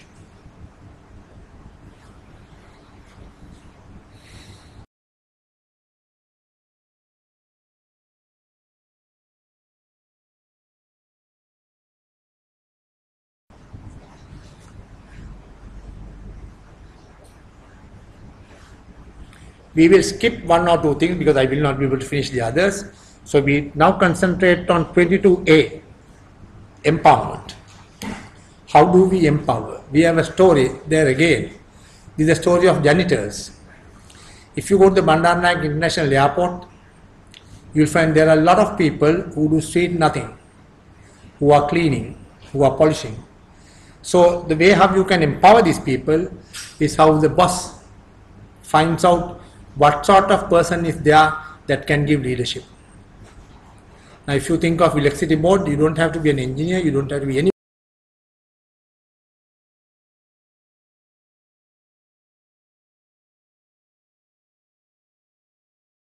So he looks it, he has authority, rightly or wrongly. So this man calls the people and says, Sompala, what about Karanna? May Billima, what on with the Polishkan, what on with the make a piece of Tiagan. Responsibility is yours. Now, Sompal is a born leader. Now he goes and meets his people. Machan Lokamata Edaduna, then api make a karam. Then he says, then there is baby Nona, pregnant lady who can't come in time to work. He says, baby Nona Parakul. Nimalwa rat in one, you have no place to go, no? So you do the baby Nona's type of work. So like that he goes from one by one and try to find out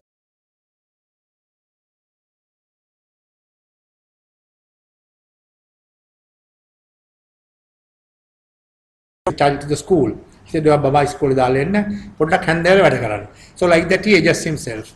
That is your human resource factor. Then he resolves the work distribution. Now he notices that if you take the international airport, that every part is not properly used all the time, 365 days.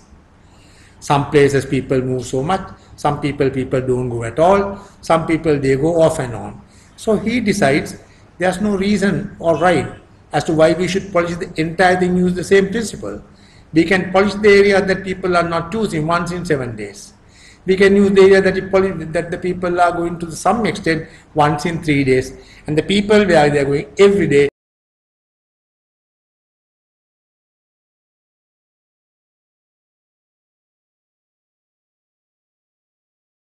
then you think of the technical resources. He thinks of the polish that they have got. They have taken a commission and got some useless polish that he realizes. And the machine that are got are broken and not repaired. So he finds that he recommends, sir, many polish machine prepare. Now by this time what happens? The janitors will be self-directing organization. There are no supervisors. They will be doing their own work. So the question will arise, what should the supervisors do? The answer is the supervisor should find out what best of operational capacities that they should develop for them to do the work. So you find, in other words, empowerment is basically getting the people to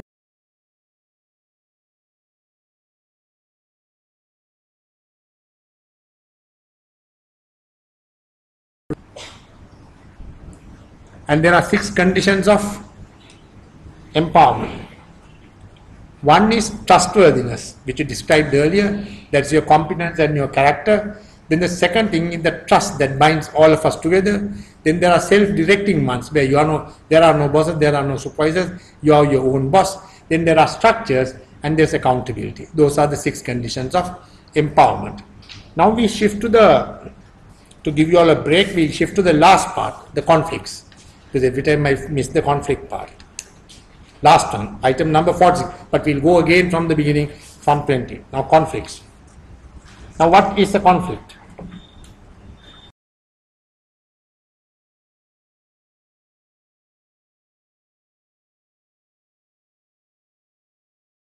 And when you have your opinions, values differing, you call it a conflict or you call it incompatible.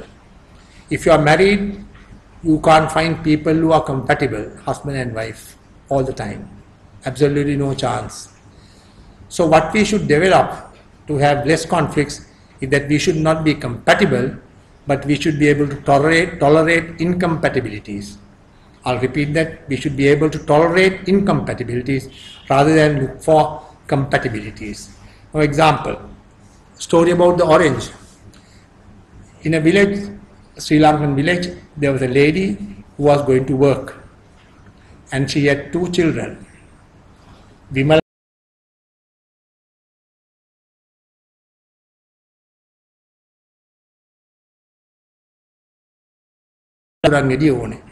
Now 2 people are asking for the same Durangediya.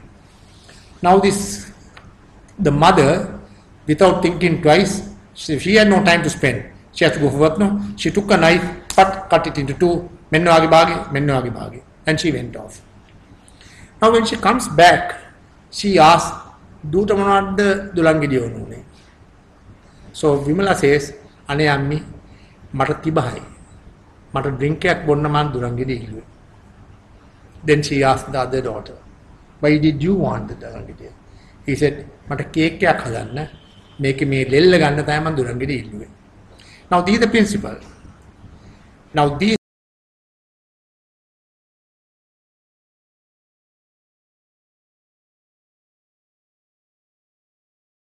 need, these 2 girls had a need. One was thirst, one was hunger. The thirst interest was to have a drink. The hunger, the interest was to make a cake. And the position was, they took this orange and said, "I want half." Now don't stop at this orange. Now you go to Ireland. In Ireland, there's a group of people who are saying that they should own their own land. That is their need. And their interest is, it is far better to be with the British. So for them, the position they take is that nothing to do with the Irish government. So you find the need is to secure land.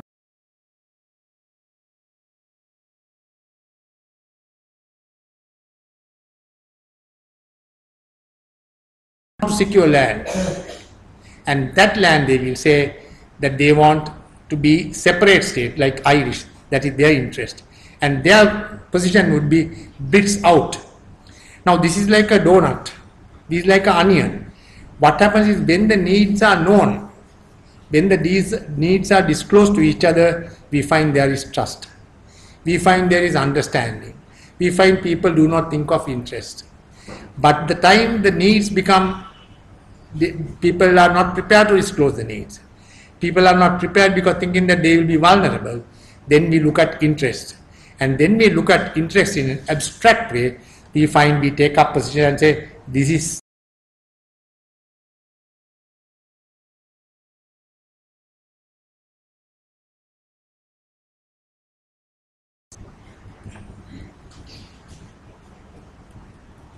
that's the first part of the donut and the first part of the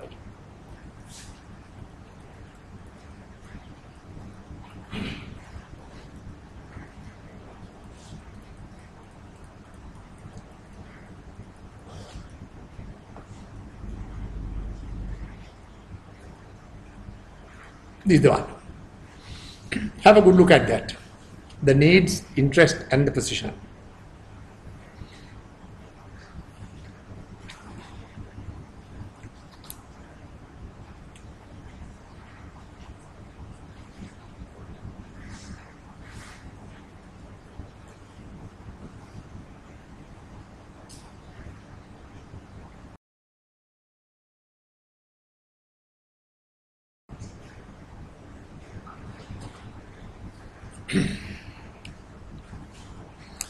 Now, small exercise. If you all can write, taking about 1 or 2 minutes, what are the different stages that you think there should be for a conflict? And what causes conflict? And how would you prevent? And what are the effects? So, what prevents, what causes, the stages, and how would you prevent? You can talk with your neighbor and try to find out, then you'll try to understand it better. What you go to your own office and see what happens in what causes conflicts and find out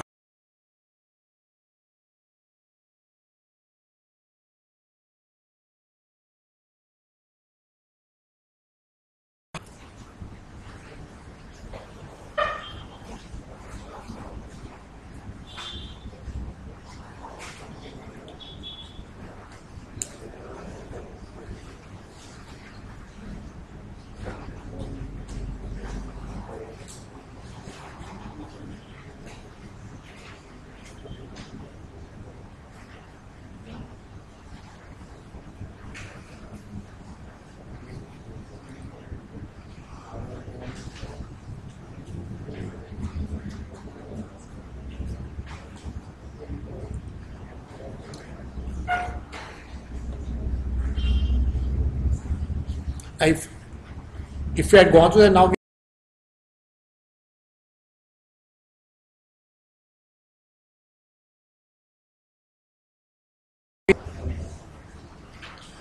The stages we have to think logically. There should be something before the conflict, then there's a confrontation, then there's a crisis, and there's an outcome, and there is after the conflict. Then you find what are the effects. There will be absenteeism, then there will be people who are not doing their own work properly, there will be no harmony, there will be no morale. And why should we have a conflict? Can be lack of resources, can be lack of opportunities, can be lack of communication, and how would you prevent? The boss can be very fair. Boss can give a specific job description. Boss can tell who should do what and when he should do it. So by that way, conflicts can be prevented. So conflicts can be either interpersonal, intrapersonal, intergroup or intragroup, or it can be destroyed.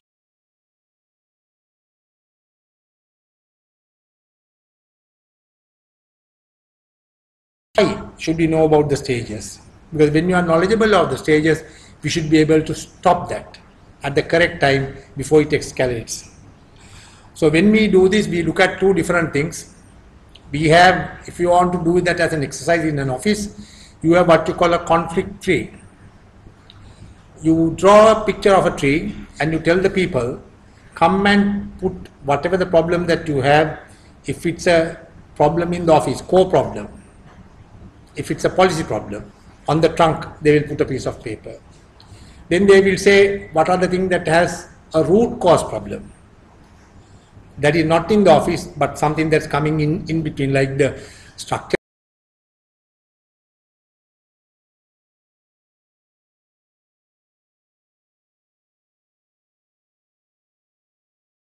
If you get this, you can have a formal discussion as to how best that we can solve this conflict. So there are two areas that happens. Sometimes you might find compatible goals and compatible behavior amongst people. Then there is no conflict.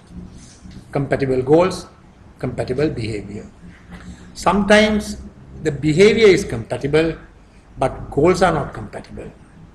So surface value, you will see nice little organization, but underneath you find the conflict that we call a latent conflict. Then you find goals are there, but their behavior is different. We go towards the same goal.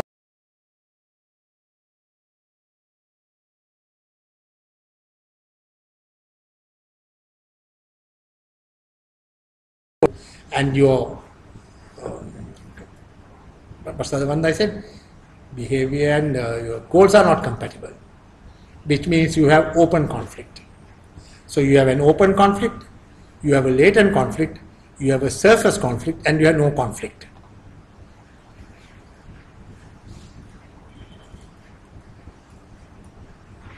Either one. Try to get it into you. Non-compatible goals, non-compatible behavior, incompatible behavior. If there's compatible behavior and compatible goals, the entire thing is in harmony. If there's compatible behavior and incompatible goals, it's a latent conflict.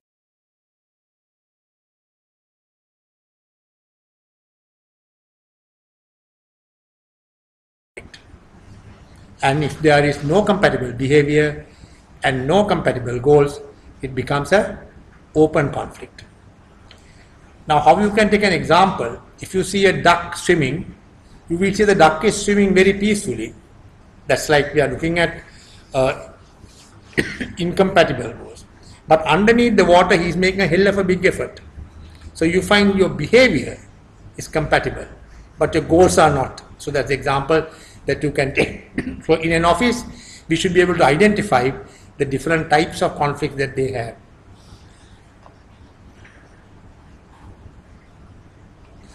Now we have what you call relationships.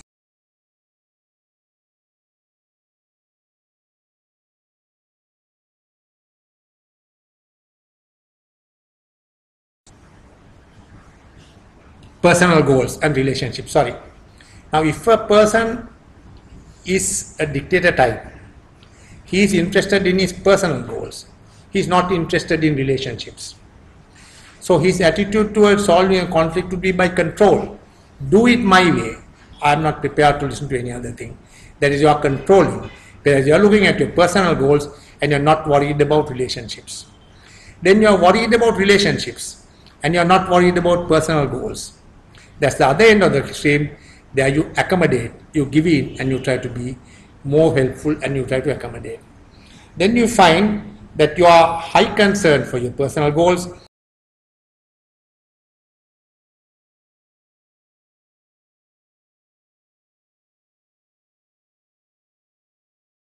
Get my part of the flesh. Then the other center one is where you are compromising. That's a dangerous thing. Where you are not having a relationship, you are not interested. You are not interested in your personal goals, but you will try to find out to give some and take some. At the end of the day, you will find that both parties have lost because there could have been a better alternative. Then the last thing is you are not interested in your personal goals. You are not interested in your relationships. You just avoid the conflict and say, what conflict? They're nothing. So you have these 5 types: controlling, compromising, problem solving, accommodating, and finally avoiding. Have a look at this and try to get it.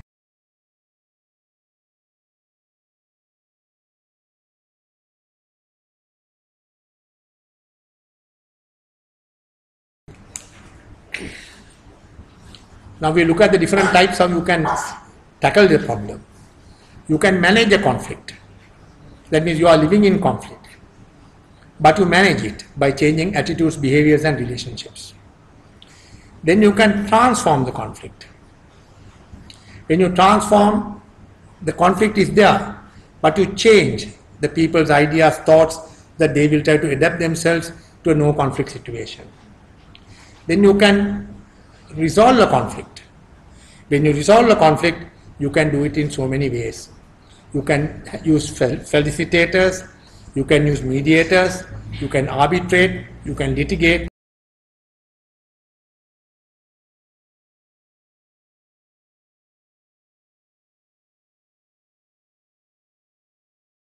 You negotiate a price, that's what it means. When you are fighting with your neighbor and then you can't tackle your own problem, then you go to courts, that's what you call litigate. Then you find you have a mediator, a third party who will solve the problem. When there is a problem, there are 5 stages. The mediator will first find out, get everybody down and find out what their thoughts are, either by an interview or by an email or whatever, get their thoughts are. Once they get that, he will meet these parties separately. He will meet one party and find out what their problems, he will meet the other party and find their problems. Thirdly, what will happen is they will take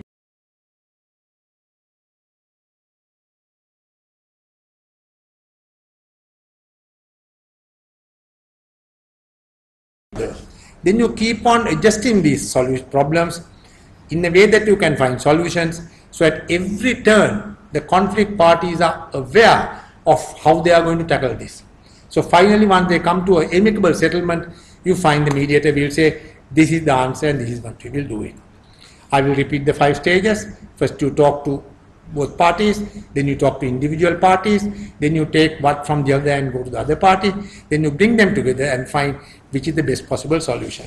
Now that is mediating or that is conciliating. Then the last thing is, first thing that we start is facilitating. Facilitating is making it easier.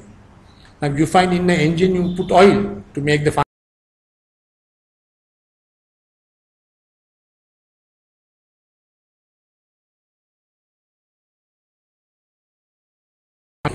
So what this person will do is they will get round and say, tell me a place and a time where we can meet. The moment people agree to that, we have started the ball rolling. Then once that's the first stage. Second stage, they will be meeting these people individually and finding out the individual problems. Then that's the second stage. Then they will have an agenda, they will have a report.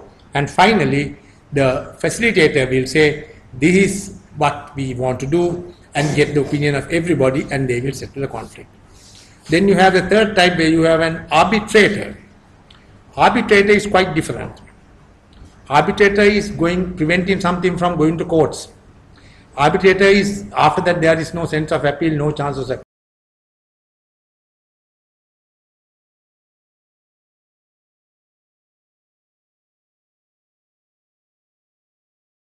After discussing with both parties, that becomes final. That's the point of no return. So you found the 4 things. Now in the little note that is given, this is described very effectively. The facilitation, arbitration, litigation, negotiation and mediation.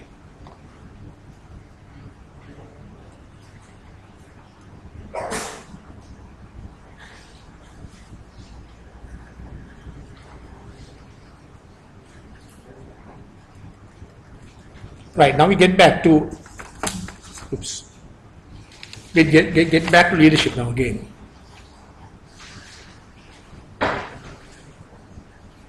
Item number 23.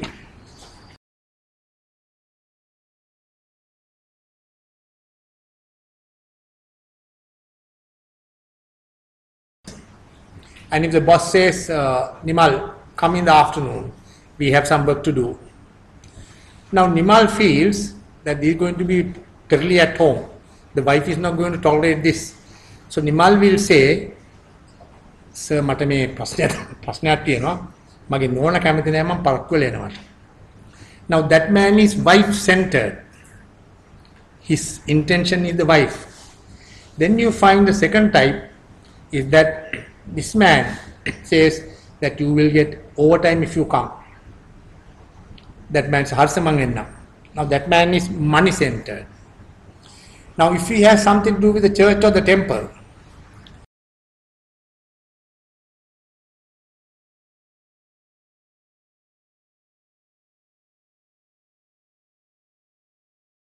principle centered. So we have a type of leadership that's called principle centered, which will come quietly.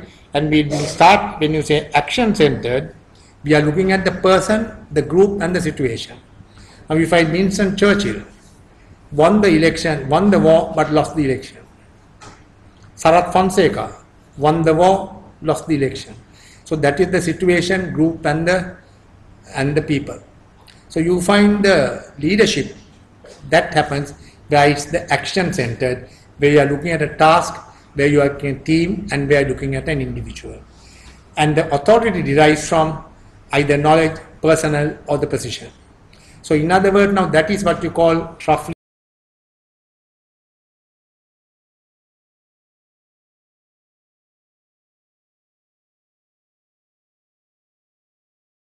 There are two factors that affect your competence and your commitment. When a person joins an organization, more often than not, he is very well committed and he is not all that competent. So when a person with less competence and commitment joins, as a boss, you will have to direct him, to tell him what to do, when to do, and how to do it. So that type of leadership we will say is directive type of leadership. Very simple, because you are directing this man. After a while, after about 4 or 5 years, he becomes committed, he becomes somewhat competent. So at that point of time, you don't have to tell him what to do at every turn, but you might have to direct and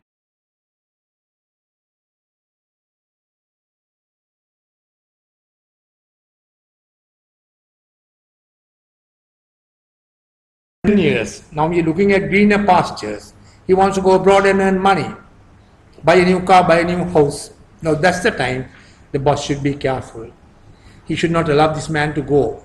So he will have what we call supportive type of leadership, and that we do by either by giving him a promotion or giving him a new, send him on a course that he will be supported. Then finally, if you pass that stage, you will find that you come to a stage where you are competent and you are committed. And at that point of time, there is no problem at all. You have to delegate. So delegation itself has 3 facets. One is called goofer type of delegation.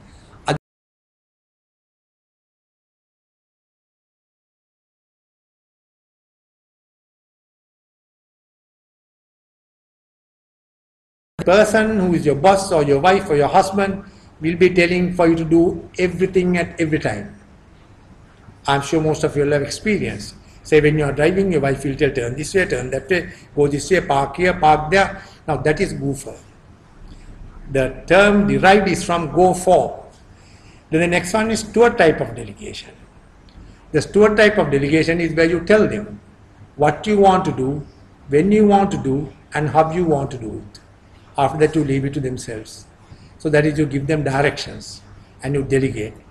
Third type is what you call upward delegation, where you find that if a man comes to you, you are the boss of a place.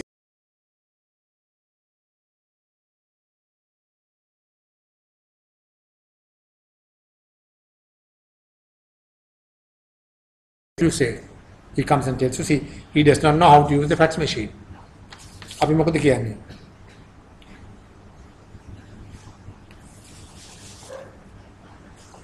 Are you going to stop all your work and then take the manual read and then do the work on the fax machine? Talk with you. Yes? No? What did you do? What you mean by upward delegation, you tell this man, go find out by yourself. I have no time, because as a general manager or as a deputy general manager or as even area manager, you are not paid to operate fax machine.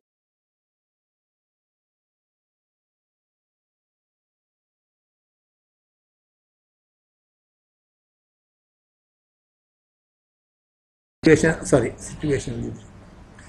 And if in the situational leadership, the both parties should be aware of what each other is doing.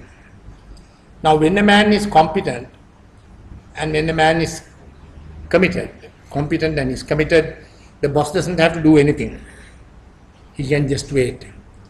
So imagine in an organization, there's a guy who is very competent. Boss never comes to him. So he tells, මගේ වැරද්දක් කියලා මන් දන්නේ මේක මන් දැන් නිකන්වත් හැරලවත් බලන්නේ නැහැ. මේකගේ වැඩේ අර බඩුවක් ඇවිල්ලා ඉන්නවා අන්න ඒකත් එක්ක කුචු කුචු ගාන එක විතරයි.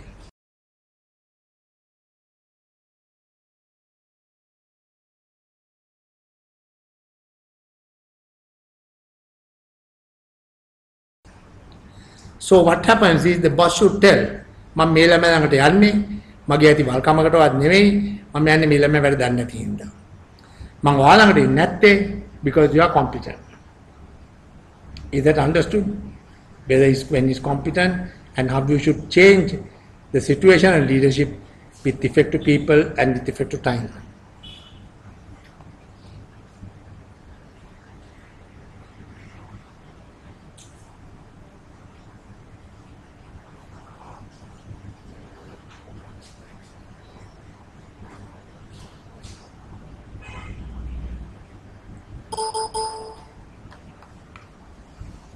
Now, if you can go through the notes that I have given you,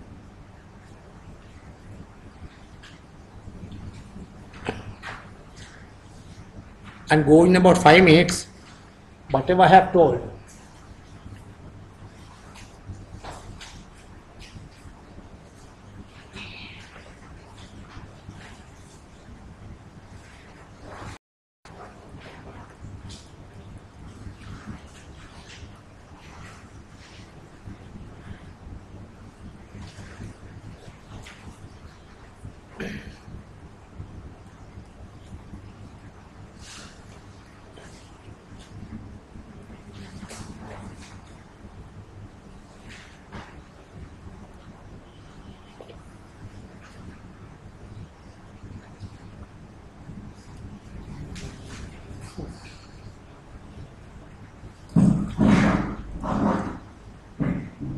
And you can ask me any questions up so far what we have done.